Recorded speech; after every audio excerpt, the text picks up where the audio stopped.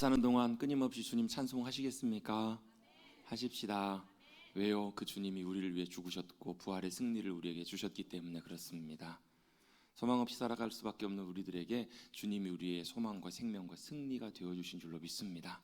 그리고 우리는 지난주에 부활주의를 통해서 함께 부활의 은혜를 나누면서 함께 고백하였습니다. 그럼 다시 한번 고백해 보십시다. 예수님 부활하셨습니다.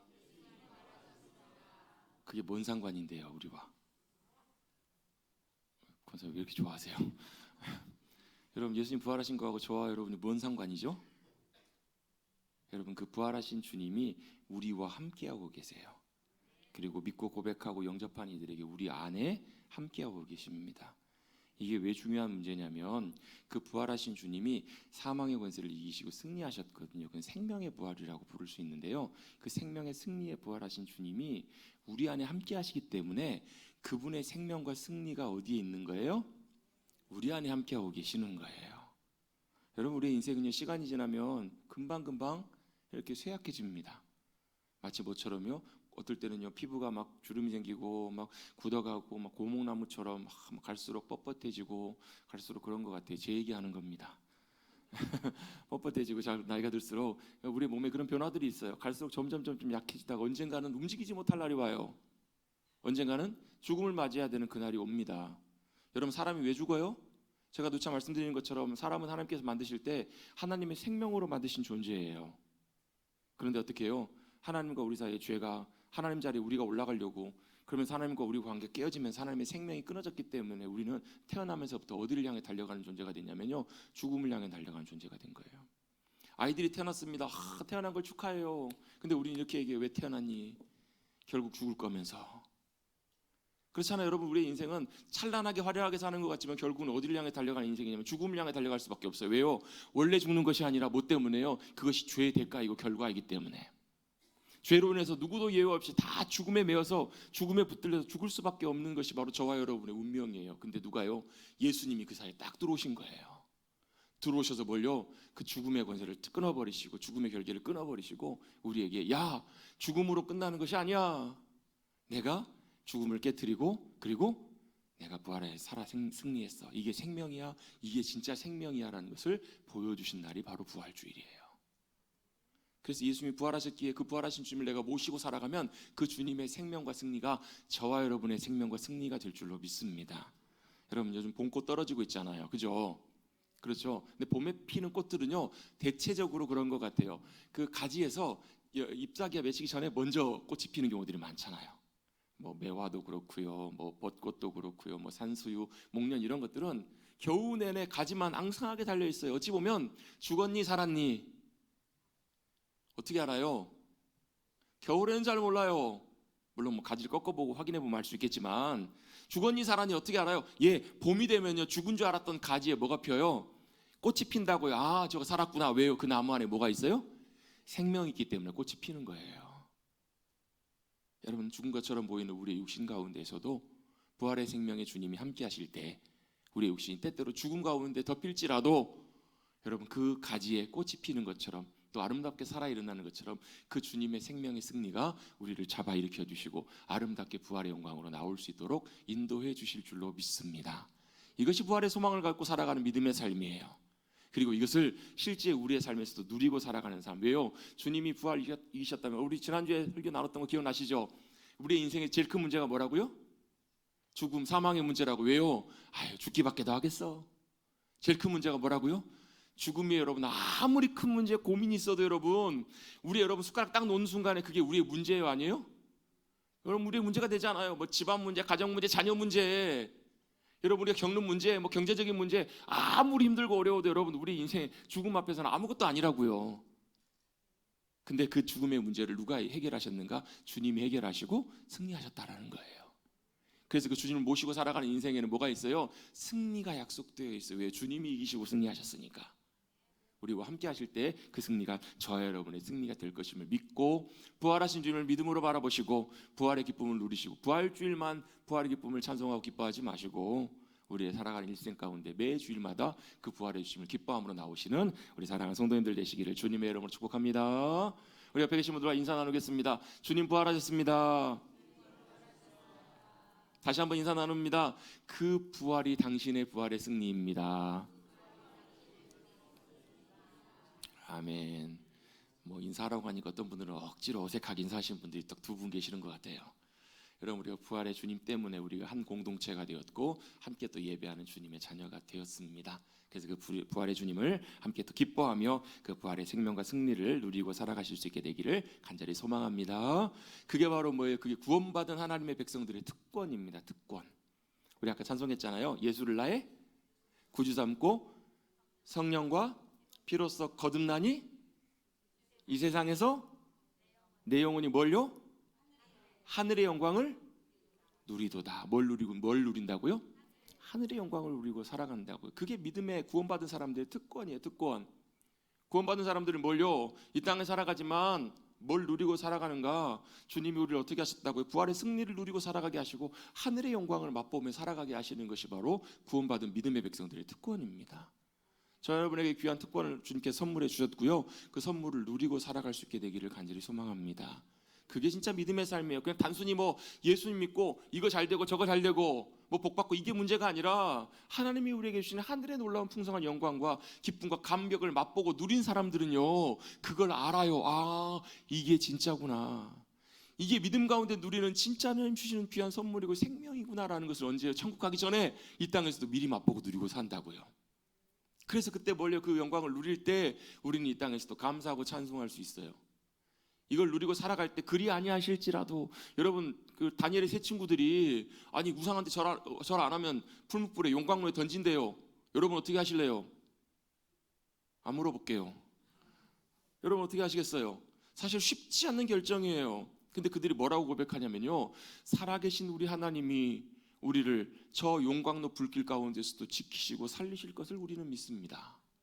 그런데 그리 아니하실지라도, 그 말은 무슨 얘기예요? 우리가 하나님이 건지시지 않고 우리가 불에 타 죽는다고 할지라도 우리는 하나님 그분만 섬기고 사랑하고 믿고 의지하며 나가겠습니다라고 그 친구들이 고백해요.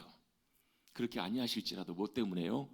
아, 그렇게 아니하셔도 우리는 괜찮다라는 거예요. 이 땅에서 살아계신 하나님 그분의 영광을 맛보고 누리고 살았기 때문에 그들이 그렇게 믿음으로 고백할 수 있었던 거예요.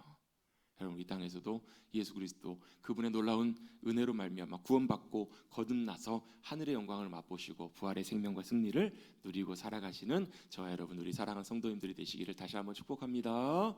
이게 부활절의 중요한 의미고요. 우리가 믿음으로 살아간다는, 구원받았다는 귀한 믿음의 고백이고 삶에 우리의 누릴 수 있는 은혜이고 복입니다. 여전히 우리의 삶에는 많은 쉽지 않는 문제들과 현실들과 환경들이 있습니다. 어떻게 살아가시겠습니까? 믿음으로 살아가야 합니다. 여러분, 우리는 지난 주간 부활주일 또 그 전주 종료주일 두 주간 부활주일과 종료주일에 대한 말씀을 나눴어요. 우리가 올해 시작하면서 창세기부터 쭉 말씀을 흐름 따라서 함께 나누고 있는데요. 우리 그 전주 말씀으로 3주 전 말씀으로 돌아가 보면 3주 전에 우리 민수기 10장에 있는 말씀을 함께 나눴습니다. 무슨 내용을 나눴는가? 3주 전의 것을 어떻게 기억하는가? 어떻게 기억해? 3주 전에 민수기 말씀을 살펴보면서 나팔을 불 때라는 말씀으로 함께 말씀을 나눴었습니다. 왜 나팔을 부는가? 이스라엘 백성들이 원래 어디 있었어요? 400년 넘게 애굽에서 종으로 고통받으며 살았어요. 그게 어디의 말씀이에요? 출애굽기의 말씀이죠. 그렇죠? 출애굽기, 애굽에서 고통받고 있었던 이스라엘 백성들의 신음소리를 누가 들으셨다고요? 하나님이 보시고 들으시고 알고 계셨다고요. 약속을 기억하셔서 그들 가운데 친히 찾아가셨다고, 내려가셨다고요. 그래서 그들을 어떻게 해요? 주님의 능력의 손길로 모세를 통해서 그들을 애굽에서 건져내십니다. 이게 출애굽이고 이게 구원의 사건이에요. 이게 무슨 상관인가? 우리도 똑같아요. 우리도 어떻게 해요? 아까 서서히 말씀드린 것처럼 우리도 죄와 사망의 권세에 억눌려 살아요. 매어 살아요. 그 사람은 결국은 어떻게 돼요? 사람의 결론은 태어나서 살다가 죽는다. 이게 인생의 결론이에요. 왜요? 죄와 사망의 권세에 우리가 꽉 매어 있기 때문에 그래요. 그래서 여러분, 살다가 힘들면 우리는 뭐라고 얘기를 합니까? 힘들면 뭐라고 얘기를 해요? 아이고 죽겠네. 죽어야 안 죽어요? 죽을까 말까. 그 순간은 죽을 것처럼 힘들지만 결론적으로 결국은 어떻게 돼요? 결국은 죽어요. 살다가 죽는다고 아이고 죽겠네 하다가 결국은 죽어요.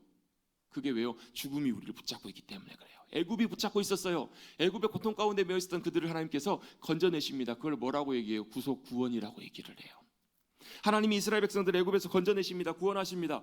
홍해를 지나서 어디로 데려가세요? 시내산으로 데려가십니다. 시내산에서 뭐 하시려고요? 만나서 약속을 맺으시는 거예요. 제가 이걸 결혼식하고 비슷하다고 말씀을 드렸어요. 왜요? 하나님이 이스라엘 너희 하나님이 되고 너희가 내 백성 내 소유가 되리라. 이걸 출애굽기 19장에서 하나님께서 선언하세요. 무슨 말이에요? 너 내 거. 하나님이 뭐라고? 이스라엘을 너 내 거 하신 거예요. 여러분, 하나님이 저와 여러분을 구원하셨다. 여러분 세례 다 받으셨잖아요. 거의 대부분 받으셨죠. 세례 받았다라는 건 뭐예요? 예수님이 나의 구주가 되심을 믿고 내가 예수 그리스도를 믿음으로 하나님의 자녀가 되었음을 믿음으로 고백하는 것, 그걸 확증할 때 여러분 믿음을 우리 확인하고 세례를 주잖아요. 그렇죠? 그 고백 안에는 뭐가 담겨 있어요? 예수님이 나의 구주가 되셔서 내가 하나님의 자녀, 거듭난 자녀가 되었습니다라는 믿음의 고백이 담겨 있어요.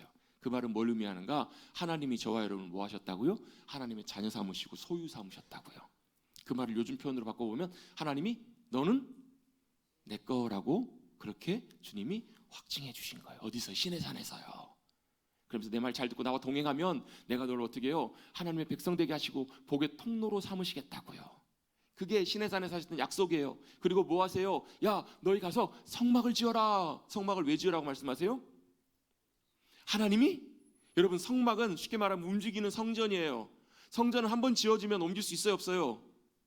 자, 우리 다음 주에 모일 때는 우리 송천동에서 모이지 말고 우리 저기 우화동에서 모입시다. 교회를 이제 큰 크레인으로 떠가지고 다음 주에 떠가지고 거기서 예배 드립시다. 쉽지가 않잖아요. 그래서 어떻게 해요? 성막을 성막은요 이동식이에요. 이동식. 펴서 또 접고 설치하고 움직일 수 있어요. 왜요? 그들이 움직이는 곳에 누가요?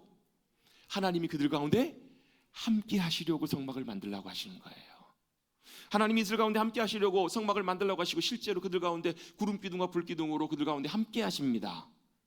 그게 한 1년 정도 시간이 걸려요. 시내산에 도착해서 출애굽에서 한 1년 정도 성막을 만들고 준비를 합니다. 이제 준비가 다 됐습니다. 그리고 나서 민수기에 들어오면 뭐가 나와요? 레위기 말씀. 성막 가운데 함께 하신 하나님 앞에 나가려면 어떻게 나가야 돼요? 그냥 나오면 죽어. 제물을 드리고 죽음을 통해서 동물이 나를 대신해서 죽어서 그 죽음의 피를 힘입어서 내게 나와라. 그게 뭘 의미해요? 나중에 십자가에서 예수님이 대신 우리를 위해 죽어주실 그 십자가의 보혈의 피를 의지해서 하나님 앞에 나갈 수 있는. 그래서 제가 참 좋아하는 찬양, 보혈을 지나 하나님 품으로 한 걸음씩 나갑니다. 뭐 때문에? 예수님의 보혈 때문에 우리 주님 앞에 나갈 수 있게 됐다고. 그래서 나갔더니 어때요? 내가 거룩하니 너희도 거룩하라. 왜 하나님이 거룩하냐? 여러분, 거룩하다라는 거 뭐예요? 내가 거룩해야지 이렇게 거룩해지는 것이 아니라 거룩하신 하나님과 함께 그분을 닮아가는 것이 거룩함이에요.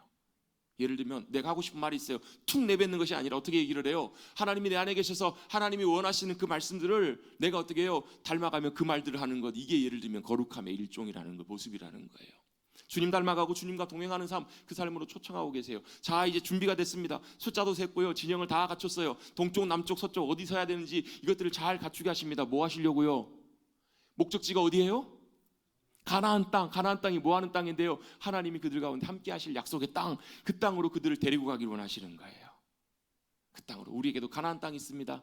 영원한 아버지의 집 처소가 우리에게 약속되어 있어요. 우리는 그 가운데 지금 믿음으로 걸어가고 있는 거예요. 자, 가려면 어떻게 가야 돼요? 그냥 가는 게 아니에요. 뭐 하라고요? 나팔을 불라고요. 무 하고 나팔을 불어요. 왜 불어요? 나팔의 신호가 있습니다. 나팔을 불 때 어떨 때는 이 나팔들은 뭐라고? 모여라, 하나님께로 나오라, 이 나팔을 부는 거예요. 또 어떨 때는요, 어때요? 나팔을 붑니다. 이건 뭐예요? 행진하라, 나가라. 또 어떨 때는 멈춰라, 이걸 하시는 거예요. 또 어떨 때는요, 전쟁이 일어났어요. 적들이 침입했으면 적과의 싸워야 돼요. 뿌 나팔을 붑니다. 이게 뭐라고요? 전쟁을 통해서 일어나라. 왜요? 그 더 중요한 것이 있어요. 전쟁 가운데 우리의 만군의 여호와 하나님이 함께 하셔서 우리의 승리가 되어 주실 것이다라는 것을 믿음으로 고백하며 나아가는 거예요. 이게 바로 나팔 소리의 중요한 의미들입니다. 자, 나팔 불면 뭐 해야 돼요? 일어나서 출발하는 거예요. 이걸 광야에서 배우고 훈련하는 삶이 바로 민수기이고, 그렇게 어떻게 해요? 자기 마음대로 가는 것이 아니라 광야에서는 어떻게 가요? 가고 싶다고 가고 멈추고 싶다고 멈추는 것이 아니라 뭐 따라서요? 하나님의 나팔 소리와 함께, 하나님의 신호와 함께 가는 것, 멈추는 것, 이걸 배우고 훈련하는 자리가 바로 광야였던 거예요. 여러분, 이 나팔 소리가 지금도 우리의 삶에 여전히 유효합니다. 여러분, 우리의 삶도 어떻게 나가야 하는가? 무엇을 해야 되는가? 내 마음대로 가는 것이 아니라 어떻게 해요? 하나님이 인도하시는 대로 가는 겁니다. 여러분, 사람들은 대부분 다 어떻게 사는가? 태어나서 다들 사는 대로 살아가요. 그리고 어떤 사람은 행복한 사람이라고 하는가, 자기 가고 싶은 거 하고 싶은 거 마음대로 하는 사람들이 행복한 사람이라고 생각합니다. 실제로 그런 것 같지만 그렇지 않습니다. 왜요? 우리는 앞날이 어떤지를 아무도 모르고 살아가는 인생들이에요. 내일 어떤 일이 일어날지 우리 앞날을 아는 사람 있어요, 없어요? 아무도 없어요. 알아요, 몰라요? 어떤 분들은 먼저 갔으니까 알아요. 내가 그 길 가봤어, 살아봤으니까 알아. 조언하시는 분들이 있습니다. 예, 어느 정도는 맞는 부분들도 있습니다. 그런데요, 그분은 그분의 삶이고 나는 나의 삶이에요. 같을 수가 없어요. 달라요. 우리는 우리 앞날을 모릅니다. 우리의 인생이 어떻게 가야 되는 것인지 사실 모르고 하루하루 살아갑니다. 한 치 앞도 모르고 살아가는 것이 우리의 인생이잖아요. 맞죠? 맞나요, 아닌가요? 맞죠? 그러면 내 마음대로 가는 것이 과연 그것이 진짜 복되고 행복한 유익한 삶일까? 그렇지 않다라는 거예요. 우리 앞날을 아시고 저와 여러분의 우리의 모든 걸 더 잘 아시는 하나님께서 우리의 삶을 인도해 가시고 그분을 따라가는 것이 가장 복되고 승리하는 귀한 길인 줄로 믿습니다. 그걸 훈련하는 시간들이 광야에서의 시간들이에요. 그렇게 나오도록 주님께서 그들을 부르시고 인도해 가십니다. 칠흑 같은 어둠 같은 인생 가운데 우리의 삶을 붙드시고 인도해 가시는 것이 바로 하나님의 인도하심을 따라가는 삶이고 우리가 배워야 될 귀한 믿음의 삶이라는 거예요. 그리고 나서 그들을 하나님께서 시내산에서 출발해서 어디로 그들을 인도하시는가? 가데스 바네아라는 곳으로 인도하십니다. 오늘 본문에 보시면 26절에 보시면 바란 광야라는 곳에 가데스에 이릅니다. 가데스가 어딘가? 가데스 바네아가 원래 이제 정식 보통 많이 부르는 이름인데요. 가데스 바네아가 어디냐면 애굽에서 출발해서 어디를 처음에 목적지가 어디였다고요? 시내산으로 갑니다. 시내산으로 갔다가 이제 시내산에 출발해서 어디로 가야 돼요? 가나안 땅으로 갑니다. 가나안 땅으로 가는데 가나안 땅으로 쭉 가다가 가나안 땅 못 가서 가나안 땅 남쪽 지방에 가장 경계와 가까운 근방이 바로 어디냐면 가데스 바네아예요. 지도를 한번 잠깐만 보아볼까요? 지도를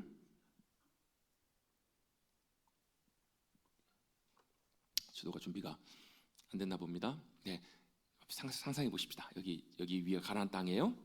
자, 여기가 애굽입니다. 애굽에서 나왔어요. 바로 가면 되죠. 여러분 이 지도 아시죠? 세계 지도 보시면 이집트하고 이스라엘 대충 아시죠? 여기가 애굽이고 여기 이집트고 여기가 가나안 땅이에요. 여기서 나와서 바로 가면 돼요. 그죠?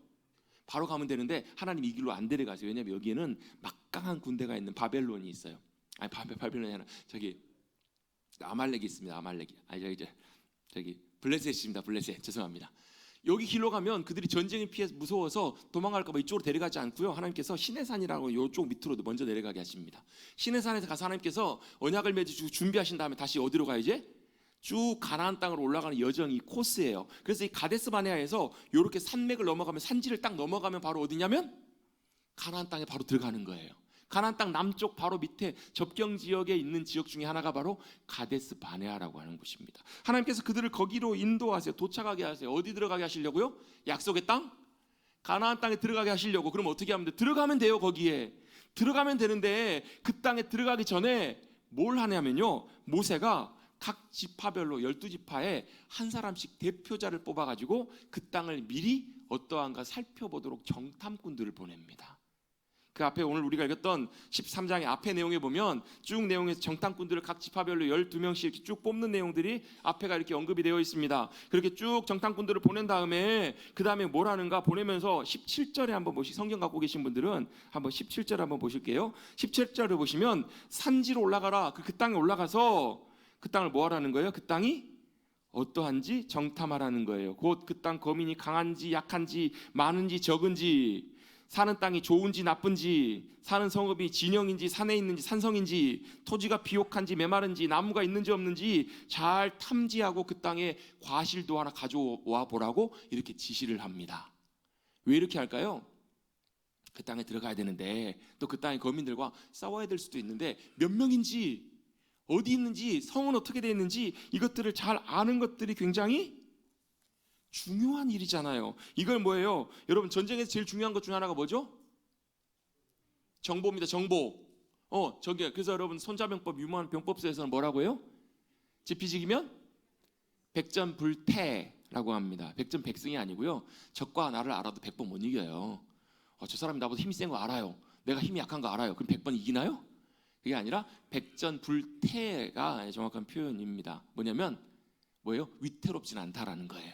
왜요? 적이 나보다 강하면 피하거나 다른 방법을 쓰면 되니까 무모하게 맞닥뜨려서 박살나는 일은 없을 거다. 이게 이제 손자병법이 가르쳐주는 이제 교훈이잖아요.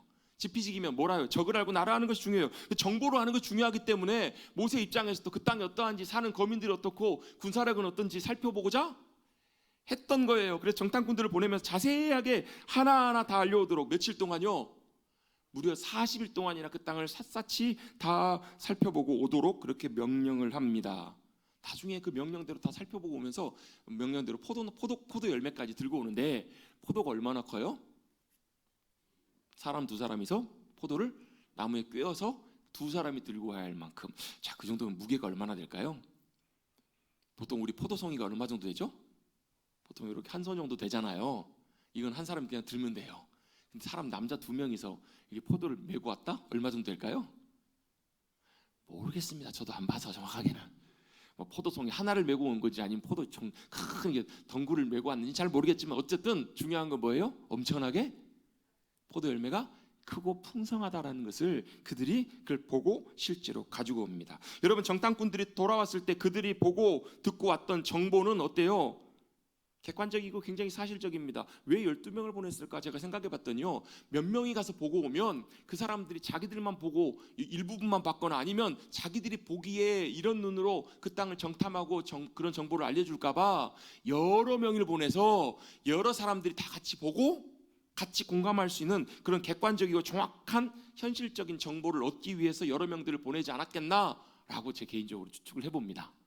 그래서 그 사람들이 잘 성실하게 그 땅을 잘 돌아보고 그리고 와서 그들이 보고를 합니다. 27절에 보시면, 그들이 26절에 보면 돌아와서 사람들과 모세와 아론과 이스라엘 자손 온 회중에게 나가서 보고를 합니다. 과일을 보여주고 나서 이렇게 얘기를 합니다. 당신이 우리 보낸 땅에 간즉 과연 그 땅이 어떻다고요?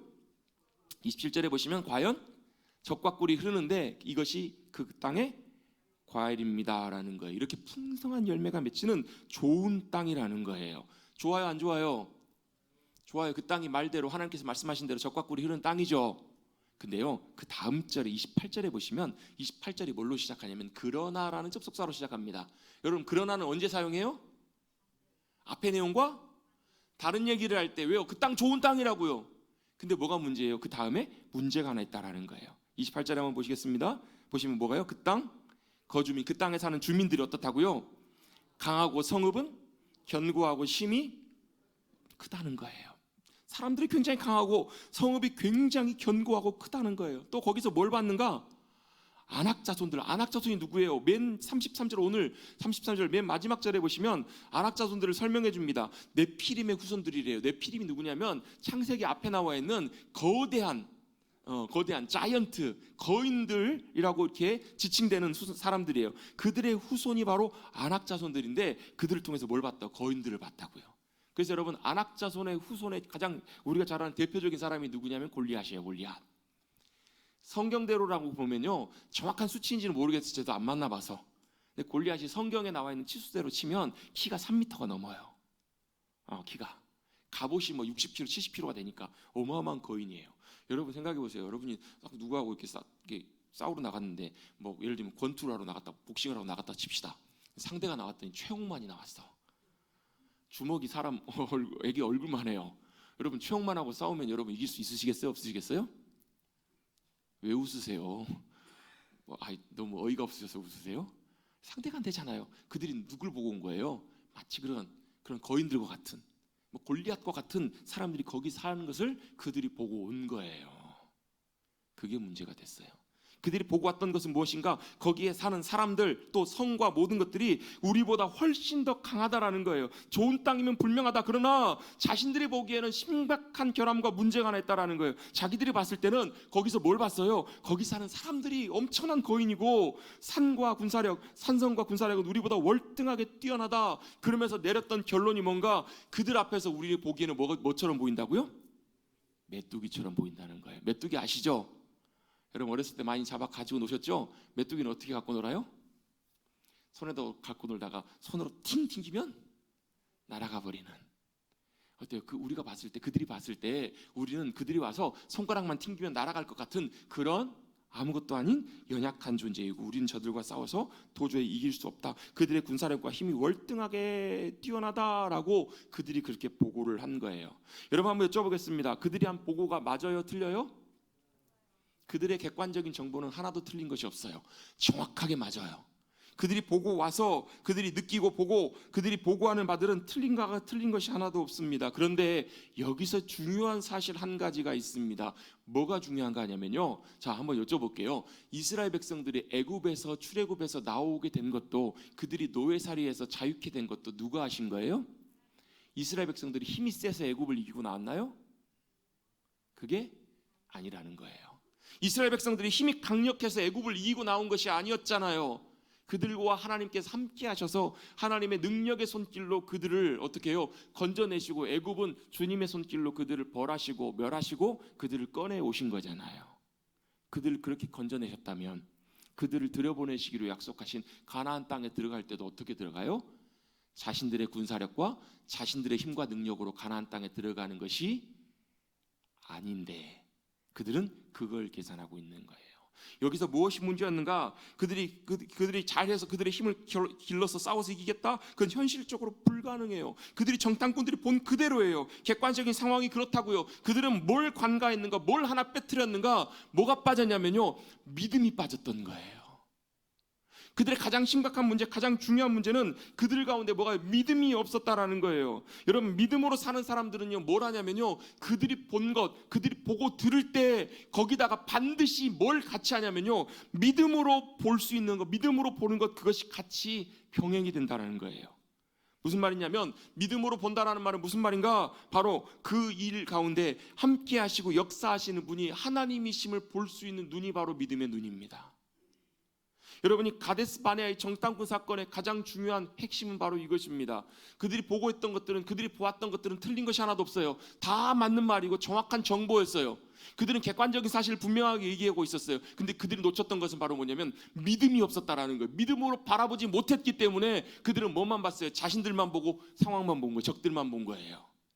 근데 유일하게 누구만요? 갈렙만 그들 가운데 일어서서 얘기를 합니다. 백성을 조용히 하고 30절에 보시면 이르되 우리가 곧 올라가서 그 땅을 취하자 능히 이기리라, 이렇게 얘기를 해요. 사람들이 그 얘기를 들으면서 어떻게 반응해요? 헛소리 집어쳐라, 말도 안 되는 소리 그만해라, 우리가 어떻게 이긴단 말인가 하면서 했던 말들이 바로 그 말이에요. 메뚜기 같이밖에 안 보인다 우리가. 그 말이 맞아 보입니다. 맞는 것처럼 보입니다. 근데 뭐가 차이가 있었던 거예요? 갈렙은 믿음으로 하나님이 행하실 일들을 보았던 거예요. 그래서 여러분, 자세한 내용들은 14장에 보면 더 자세하게 나오는데요, 14장 혹시 성경 가지신 분들 한번 보시겠습니다. 다시 한번 갈렙이 이런 얘기를 합니다. 18절입니다. 14장 8절에 보시면 여호와께서 우리를 기뻐하시면, 뭐 하시면요? 여호와께서, 하나님이 우리를 기뻐하시면, 그 말은 무슨 얘기냐면 하나님이 우리를 기뻐하셔서 우리 가운데 함께 하시면 어떻게 하시겠다고요? 우리를 그 땅으로 인도하여 들이시고 그 땅을 우리에게 주시리라. 그 땅은 정말로 말하는 것처럼 적과 꿀이 흐르는 땅이라 다만 여호와를 거역하지 말자. 믿음으로 하나님 없이, 하나님 없는 것처럼 행하지 말자는 거예요. 그 땅 백성을 두려워하지 말자는 거예요. 뭐예요? 하나님을 거역하는 게 뭐예요? 그 땅 백성을 두려워하는 거예요. 이게 뭐기 때문에 그래? 불신이기 때문에 그래. 불신. 여러분 생각해 보세요. 누가 여러분을 안 믿어요. 그럼 여러분 기분 좋으세요? 안 좋으세요? 표정들을 보시니까 그러든가 말든가 그러신 것 같아요. 여러분을 누가 안 믿어. 여러분의 말도 안 믿고요, 앞에서는 잘하는데 여러분을 전혀 안 믿어요. 그럼 여러분 돌아서면 어때요? 기분 되게 나쁩니다. 그래서 안 그러세요? 여러분, 하나님이 기분 나쁘실까 안 나쁘실까요? 하나님이 진노하십니다. 하나님이 분노하십니다. 왜요? 다른 것 때문에 그런 것이 아니라 하나님 분명히 살아계시고 이스라엘 가운데 함께 하시고 하나님이 그 일들을 이루실 것을 계획하고 계시는데 사람들이 안 믿는 거예요. 뭐 때문에요? 믿음으로 하나님과 하나님 행하실 것을 보지 못하기 때문에. 뭐만 보여요? 현실만 보이는 거예요. 현실만, 상황만 보이기 때문에 그래요. 갈렙이 그걸 외치고 있는 거예요. 하나님을 거역하지 말자, 그 땅 백성을 두려워하지 말자. 그러면서 하는 얘기가 뭐예요? 그들은 우리의 먹이라는 거예요. 옛날 성경에 뭐라고 나왔냐면 그들은 우리의 밥이라고요. 아니 여러분 보세요. 객관적으로 보면 누가 이겨요? 메뚜기가 이겨요? 거인이 이겨요? 거인이 이겨요. 그들이 이기는 것이 정상이에요. 우리는 메뚜기처럼 보여요. 이 말이 맞아요. 근데 갈렙은 뭐라고 해요? 그들은 우리의 먹이라고, 밥이라고. 여러분 왜 이렇게 얘기할 수 있어요? 갈렙이 대단해서요? 허풍이 너무 세서요? 아니요. 갈렙은 뭘 본 거예요? 믿음으로 뭘 보냐면 이렇게 얘기합니다. 그들의 보호자는 그들에게서 떠났고 여호와는 우리와 함께 하시느니라. 그들을 두려워하지 말자 이렇게 얘기를 합니다. 사람들이 그 말을 들어요? 안 들어요? 안 들어요. 왜 안 들어요? 이미 그들 가운데는요 불신이 그들 가운데 가득하게 된 거예요. 뭐 때문에 그랬어요? 정탐꾼들의 말들 때문에 그래요. 다시 말씀을 돌아가서 13장의 33절에 그들이 우리의 메뚜기와 같고 우린 절대 못 이긴다 이 얘기를 했을 때 14장 1절에 보시면 온 회중이 뭐래요? 소리를 높여 부르짖으며 밤새도록 통곡합니다. 밤새도록 여러분 통곡해 보신 적 있으세요? 없으세요? 있으세요? 없으세요? 웬만해서는 여러분 힘들어서라도 밤새도록 통곡하기 쉽지가 않아요. 그만큼 뭐예요? 그들이 뭐였다는 절망했다는 거예요. 그들이 심각하게 절망하고 심각하게 낙심했다는 것입니다. 도에 지나치게 애도합니다. 이 말은 뭐예요? 한마디로 우린 죽었다는 거예요. 우린 끝났다라는 거예요. 우리의 인생 끝났고 우리의 삶은 다 끝났다. 이것이 그들 가운데 덮치고 있는 불신과 불만과 절망이었던 거예요. 그냥 슬퍼하는 것이 아니라 죽은 듯이 애통해요. 여러분 그 모습을 보시는 하나님의 마음이 어떠셨을까요? 제가 하나님이었다면 아마 막 이랬을 거예요. 말로 표현을 잘 못하겠네요. 이랬을 거예요. 그들이 어때요? 온 회중이 엎드려서 밤새도록 통곡하고요. 모세와 아론에게 나가서 원망합니다. 근데 그 원망은 누구에게 대한 원망이에요? 하나님께 대한 원망이에요.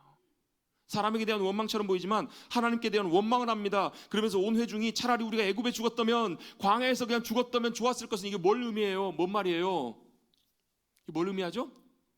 차라리 우리 예수 안 믿고 구원받기 전에 그때 우리 세상에 살 때 훨씬 더 좋았다고 차라리 그냥 그렇게 살 걸 이렇게 얘기하는 거예요. 하나님 입장에서 이 말씀을 이 소리를 들을 때 어떠셨을까요? 정말로 사실 마음이 좋지 않으셨을 거예요. 차라리 우리가 죽었다면 광야에 죽었다면 좋았을 것을 이제 우리가 어찌하여 이곳으로 인도해서 칼에 쓰러지게 하고 다 죽게 하는가? 우리는 다 죽고 처자들은 다 사로잡힐 거라고 그들은 이렇게 결론을 내리게 됩니다. 왜요? 그들은 자신들이 보고 듣고 가져왔던 그 현실과 상황에 대한 정보만 갖고 그들은 그렇게 판단하고 결론이 이렇게 이르게 된 거예요. 근데 여러분 여기서 뭐가 빠졌다고요? 믿음이 빠졌다고요. 믿음이 빠지면 우리도 똑같이 이렇게 반응하고 이렇게 이 자리에 결론에 나가게 됩니다. 여러분 이들의 결론이 어떻게 되는지 여러분 잘 아시죠? 어떻게 됐어요? 하나님께서요 그들의 소리를 다 듣고 계셨어요. 하나님 뭐 하고 계셨다고요? 그들의 소리를 다 듣고 계셨다고요. 다 듣고 뭐라고 말씀하시냐면 내 귀에 들린 대로 내가 그대로 할 거라고. 그들이 어떻게 돼요? 다 죽었다. 우리 이것은 다 죽었다. 그들은 다 죽었습니다. 그렇게 되죠? 그리고 그 처자식들은 어떻게 돼요? 하나님이 그들은요 긍휼히 여기셔서 그들은 믿음으로 가나안 땅에 들어가게 인도해 주세요. 그 결과가 그들의 말로 인해서 완전히 달라지는 것을 보게 됩니다. 갈렙이 옷을 찢고 호소를 해도 그들은 듣지 않습니다. 왜요? 이미 그들 가운데 이 불신과 원망과 이것들이 그 말을 통해서 온 족속 가운데 그들 가운데 다 들어갔기 때문에 그래요. 여러분 믿음은요 보는 것입니다. 여러분 믿음이 뭐라고 같이 한번 저를 따라 고백하고 있습니다. 믿음은 보는 것입니다. 어떻게 보는 것이냐면 믿음은요 하나님의 눈으로 보는 것이 믿음이에요. 믿음이 뭐라고요? 하나님의 눈으로 보는 것이 믿음이라고요. 근데 우리는 대부분 어떻게 보냐면 우리 눈으로 봅니다. 그렇죠. 우리 눈으로 보고 우리 눈으로 듣습니다. 그래서 뭘 봐요? 하나님이 보고 계신 걸 못 보면 뭐만 보여요? 우리 눈에 보이는 것만 보인다고요. 갈렙만 유일하게 뭐가 보여요? 함께 하신 하나님, 그분이 인도하시고 우리를 이끄시고 인도하실 것을 가나안 땅에 들어가시고 승리케 하실 것을 유일하게 갈렙만 봐요. 여호수아와요. 그래서 누구만 들어가요? 여호수아 갈렙만 들어갑니다. 이게 바로 믿음입니다. 믿음은 보는 것입니다. 하나님이 보시는 것, 그걸 우리가 함께 보는 것이고요. 그래야 뭐가 보여요? 하나님이 함께 하신 하나님이 보이고 하나님이 행하시는 것이 보여요. 그래서 저는 믿음을요 보는 것이라고 표현할 때 마치 안경을 쓰는 것이라고 표현해요. 그럼 저도 근시가 굉장히 이렇게 고도 근시인 편인데요. 요즘은 또 이렇게 원시까지 갇혀 가까이 것처럼 잘 안 보여요. 그래서 제가 작년에 참 감사하게 나라에서 작년에 지원금을 줬잖아요. 그걸 모아가지고 다초점 렌즈를 안경을 바꿔 써서 그래서 지금 잘 예전보다 훨씬 더 잘 보입니다. 돋보기 쓰시는 분들 계시죠? 돋보기 왜 쓰세요? 잘 안 보이니까? 안 보이는데 돋보기를 쓰면 잘 보이시잖아요. 그렇죠? 돋보기를 쓰면 안 보이던 것이 보입니다. 그럼 멀리 있는 것처럼 막 근시기 때문에 또 안경을 벗으면 멀리 있는 것도 잘 안 보여요. 잘 안 보이는데 뭘 쓰면요? 안경을 쓰면 보여요. 믿음은 여러분 보는 것이에요. 근데 뭘로 보는 거예요? 안경을 쓰고 보는 것 같아요. 믿음으로 보기 시작하면 보이기 시작합니다. 뭐가요? 하나님의 역사하심이, 하나님의 함께 하심이, 그것들이 보이기 시작합니다. 믿음으로 그 안경을 써야 보입니다. 주님이 우리의 삶에 함께하고 계시고 우리의 삶을 통해서 역사하고 계실 것, 그게 안 보이니까 뭐예요? 아우성을 치는 거예요. 안 보이니까 내가 보이는 대로, 내가 보고 생각하고 판단하는 대로 보인다라는 거예요. 그래서 여러분, 믿음은 그 믿음이 하나님을 보게 해요. 여러분, 내가 보고 판단하는 그 가운데 믿음의 눈으로 보기 시작하면 뭐가 보이기 시작하냐면, 거기다가 내가 보고 판단했던 거에다가 플러스 뭘 하게 되냐면요, 하나님을 계산하게 넣기 시작해요. 여러분, 이게 이해가 되세요? 여러분, 정탐꾼들과 갈렙이 차이가 뭐였어요? 다 똑같았어요. 다른 건 딱 하나였어요. 믿음의 눈으로 갈렙은 봤던 거예요. 정탐꾼과 똑같이 보고 똑같이 그 말이 맞다, 부인 안 해요. 니네 말 다 맞아. 근데 거기다가 믿음의 눈으로 누굴 봐요? 하나님을 보기 시작했더니 플러스 알파가 된 거예요. 플러스 뭐가 된 거예요? 하나님, 또 그분의 역사하심이 보였더니 그는 담대하게 이렇게 얘기할 수 있었던 거예요. 저들은 우리 밥이다. 우리에게 하나님께 승리케 하실 것이다. 이게 바로 믿음의 눈이고 믿음으로 보는 믿음의 태도이고 자세라는 거예요. 그냥 우리가 이긴다 하지 않아요. 그런 믿음으로 우리 가운데 하나님이 계신다, 그리고 하나님이 함께 하시면 우리를 이기게 하실 것이다, 그걸 보았던 거예요. 여러분, 우리 가운데 그 믿음의 눈들이 회복되시기를 주님의 이름으로 축복합니다. 믿음으로 바라보기 시작할 때 우리 현실과 상황 속에서 여전히 함께 하시고 이루고 인도하고 원하시는 그 주님의 행하심들이 보일 수 있다라는 거예요. 이게 없으면요, 뭐가 문제냐면 하나님의 행하심과 역사하심들이 보이지 않아서요, 뭐가 문제가 되냐면요, 우리의 말이 문제가 돼요. 자, 정탐꾼들이 했던 말이 뭐예요? 우리는 저들 앞에 메뚜기와 같다. 그 말이 어때요? 온 이스라엘 온 회중을 어떻게 돼요? 다 뒤집어놔요. 온 회중이 다 울며 통곡하. 이게 왜 울며 통곡하는 줄 아세요? 불신이에요. 불신. 그 불신은 뭐로 가요? 원망으로 넘어갑니다. 불신과 원망으로 넘어가기 시작하면 영 하나님과 함께할 수 없는 영 절망의 자리로 무너져 버리게 됩니다. 하나님께서는 그들의 한 말 그대로 다 하나님께서 갚으십니다. 여러분, 믿음으로 하는 말들이 중요합니다. 믿음으로 하지 않는 말들은 그 말들이 엄청난 파장을 우리 가운데 일으킵니다. 그래서 뭐가 성경은 굉장히 중요하다고 얘기를 하냐면 말이 굉장히 중요하다고요. 잠언 읽어보세요. 야고보서 읽어보세요. 입술에 말을 굉장히 말씀 많이 하는 이유가 뭐예요? 말이 그만큼 중요하기 때문에 그래요. 그러면 말이 중요하니까 말 조심해야 되겠다, 이런 차원의 얘기가 아니라는 거예요. 말 조심하고 말 조심해야지, 이런 차원의 의미가 아니에요. 여러분, 뭐예요? 믿음으로 보지 못하였더니, 믿음이 없이 보았더니 우리는 어떻게 해요? 우리가 보고 듣고 판단하는 대로 우리 생각대로 말하게 된다고요. 이게 뭐가 문제인가? 여러분, 이게 두 가지 중요한 문제가 있습니다. 물론 여러 가지 더 문제들이 있는데요, 내가 듣고 보고 판단해서 내 생각을 말할 때 두 가지 문제가 있는데, 뭐가 문제냐면 우리의 왜곡되고 연약하고 잘못된 우리의 본성과 삶을 통해서 그 말이 나오는 경우가 굉장히 많아요. 무슨 말이냐면 이런 겁니다. 어떤 분은 저분은 왜 맨날 저렇게 얘기를 해? 왜 그런 줄 아세요? 그게 문제가 아니라 자기 안에 그런 문제가 있는 거예요. 자기 안에 예를 들면 상처가 있고 왜곡된 자아가 있고 뭐가 문제가 있으면요, 말이 나올 때도 그렇게 나와요. 그게 어떻게 해결되기 전까지는요. 그래서 어떤 결핍이 있거나 문제가 있는 사람은요, 말이 나올 때 그걸 통해서 나오기 때문에 그게 뭐가 돼요? 사람들한테 나갈 때는 그 말이 그렇게 나가는 거예요. 보면 항상 내 마음에 미움이 있으면 항상 그 말이 미움으로 나가요. 원망이 있으면 항상 그 말이 원망으로 나간다고요. 또 한 가지 중요한 것이 있어요. 그 말을 통해서, 그 말을 누가 사용하냐면요, 사단 마귀가 사용을 해요. 그 말을 통해 사단 마귀가 뒤에서 교묘하게 역사하는데, 문제는 내가 그걸 몰라요. 내가 그렇게 하는 걸 잘 모른다고요. 자, 예를 하나 들어볼게요. 예수님이 가이사랴 빌립보로 제자들 데리고 가세요.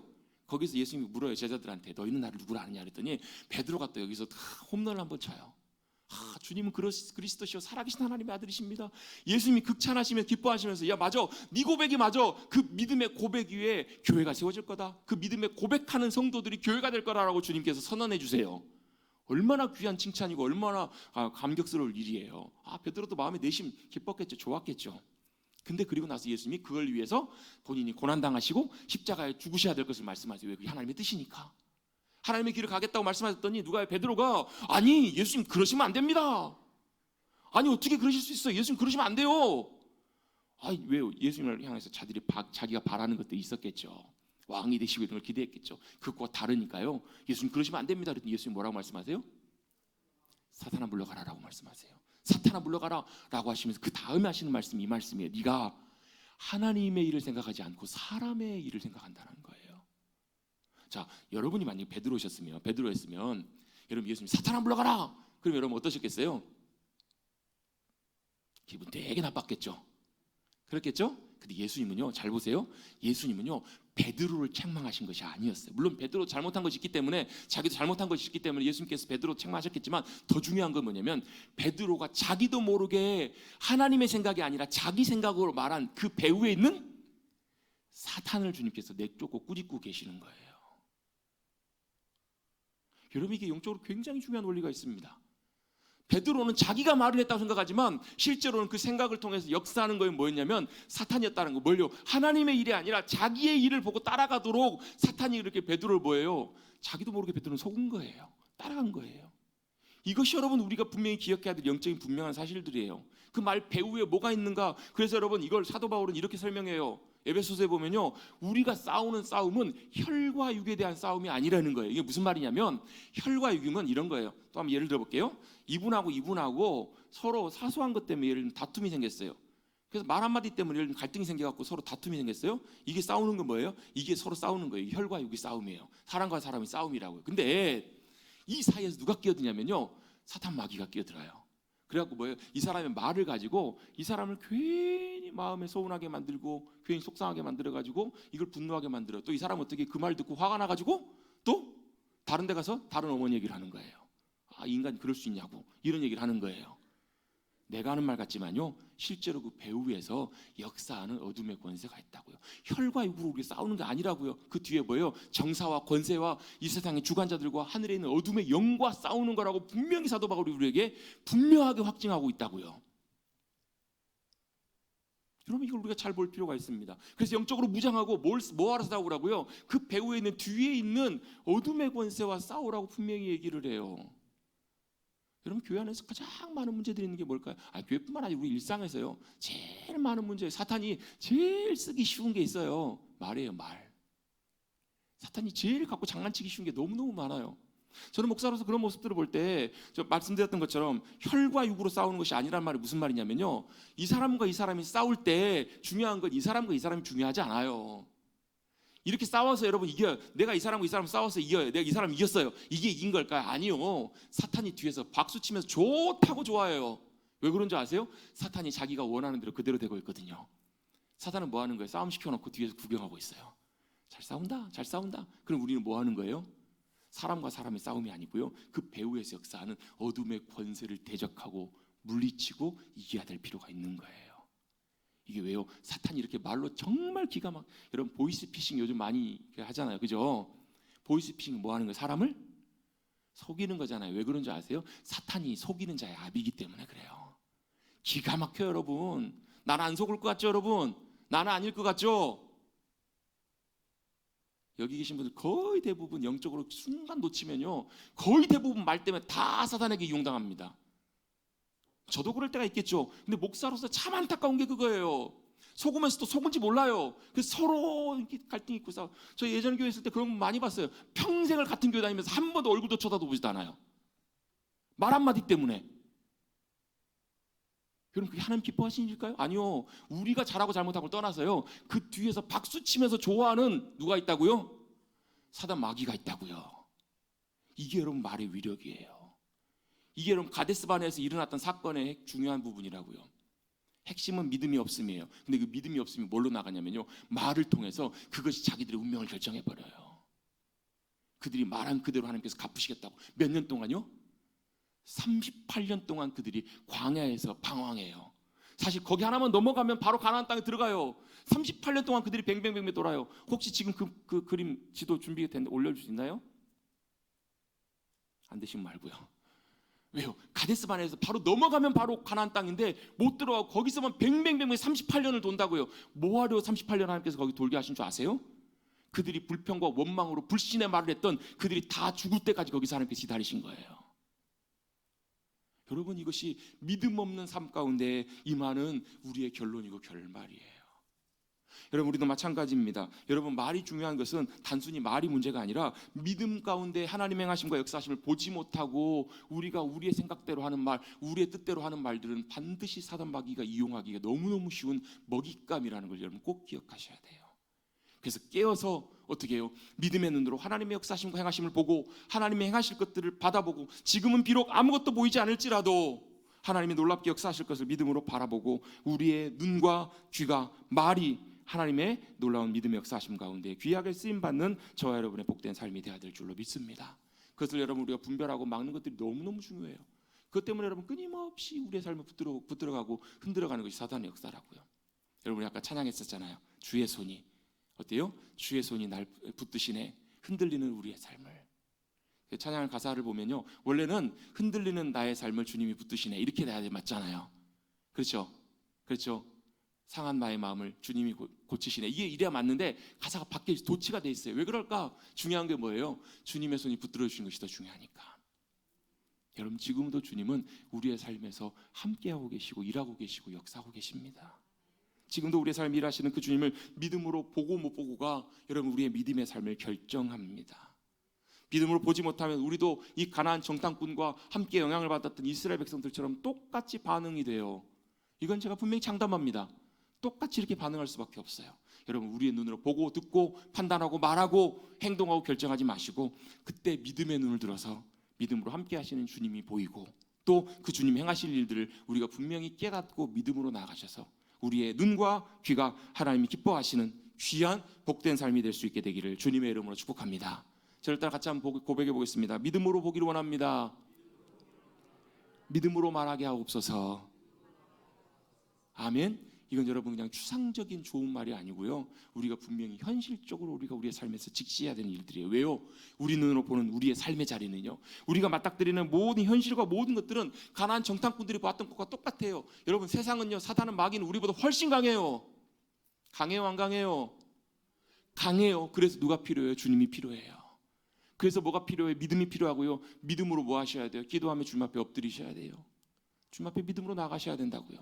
거기에 주님의 놀라운 승리와 인도하심이 있음을 여러분 우리 꼭 기억하시고 우리의 삶의 자리에 나가셨을 때 다시 가나안 땅의 거민들과 가나안 땅의 거대한 사람들과 그 완벽한 성벽들과 싸우러 나가실 때 환경과 상황이 좋든 좋지 않든 상관없이 우리와 함께 하실 주님을 믿음으로 기대하시고 사모하시고 붙들고 나아가셔서 믿음 가운데 승리하시는 저와 여러분 우리 사랑하는 성도님들 되시기를 간절히 주님의 이름으로 축복합니다.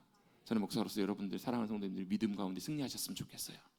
믿음으로 보시고 믿음으로 말하시고 믿음으로 나가셔서 승리할 수 있게 되기를 간절히 소망합니다. 하나님 감사합니다. 오늘도 4월의 아름다운 날 부활의 기쁨을 함께 누리고 또 함께 한 주 지난 첫째 주일 주님 앞에 믿음으로 나와 예배드릴 수 있도록 인도해 주심 감사를 드립니다.